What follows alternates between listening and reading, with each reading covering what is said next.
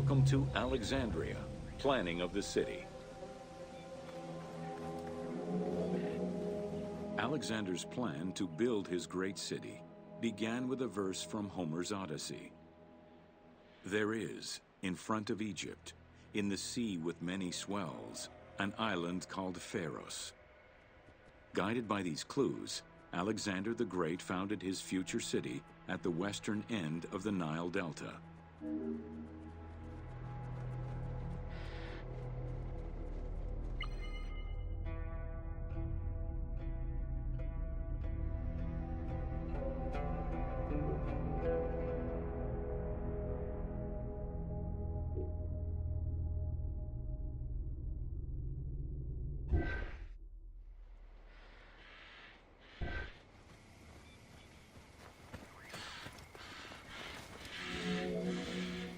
Though Alexander considered this location ideal for his great city, it presented considerable challenges.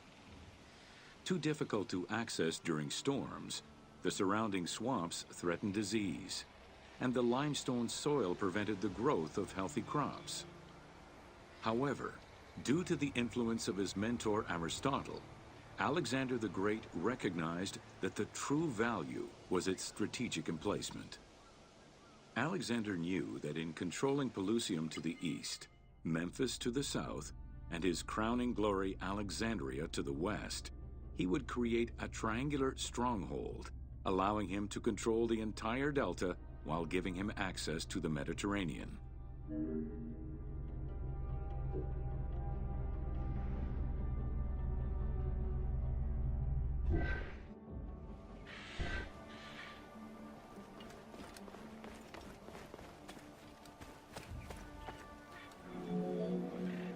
The great walls of Alexandria had a humble beginning.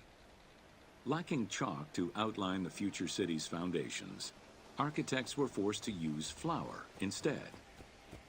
Clouds of migrating birds swept down and ate the flour, erasing the plans.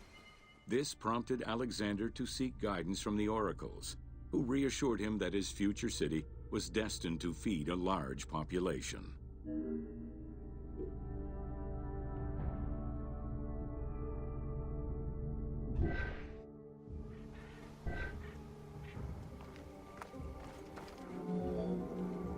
Excavations led by Mahmud Bey el-Falaki in the 19th century revealed that the wall enclosure measured approximately 5.2 kilometers in length and 2.2 kilometers in width.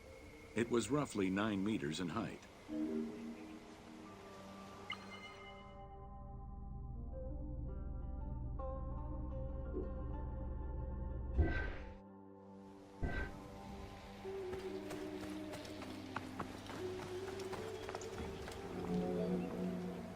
These formidable ancient walls would resist a number of attacks, including fending off the king of Syria in 169 BCE.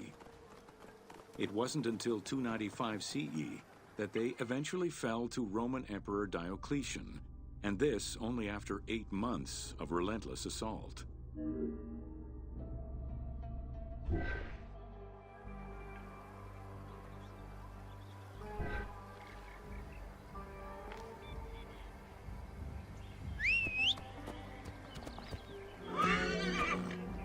These formidable ancient walls would resist a number of attacks, including fending off the king of Syria in 169 BCE. It wasn't until 295 CE that they eventually fell to Roman Emperor Diocletian, and this only after 8 months of relentless assault.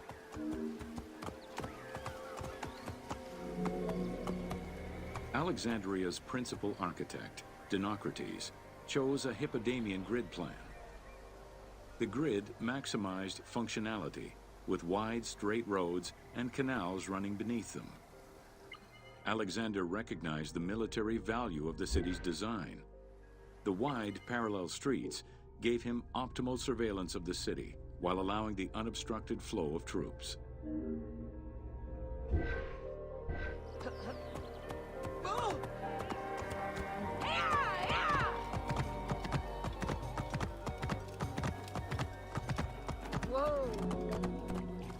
A central corridor ran from the Mediterranean's north port down to Lake Mareotis to the south. This thoroughfare acted as an unobstructed link for commercial trade and travel between the two ports. Many of the streets were bordered with grand buildings and parks, including Canopic Street, with its impressive gate bordering the eastern end.